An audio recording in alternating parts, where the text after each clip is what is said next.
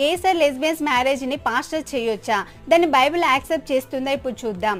ఈ విషయంలో ఒక్కొక్కరు ఒక్కో విధంగా చెప్తారు. విదేశాల్లో అయితే కొన్ని మ్యారేజెస్ చర్చిల్లో కూడా చేస్తారు. మరి బైబిల్ ఏం చెప్తుంది? ఇప్పుడు చూద్దాం.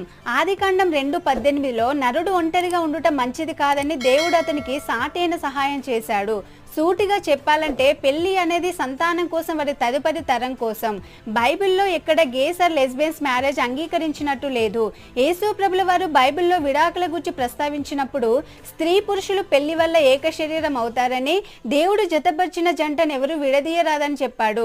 దాని ద్వారా పెళ్లి అనేది స్త్రీ పురుషుల మధ్యని స్పష్టం చేశాడు. అంతేకాదు, ప్రకృతి ధర్మం ప్రకారంగా పుష్పాల నుండి జంతువుల వరకు ఆడమగ సంబంధాలు తప్ప ఒకే లింగం కలిగిన జంతువుల సంపర్కం జరిగి దాని వల్ల ఫలవంతమైనట్టు కనిపించదు. స్త్రీలతో స్త్రీలు, పురుషులతో పురుషులు పెళ్లిళ్ళు చేసుకోవడాన్ని బైబిల్ ఒప్పుకోదు. గేస్ ఆర్ లెస్బియన్స్ మ్యారేజ్ ప్రకృతికి మరియు దేవునికి విరుద్ధం.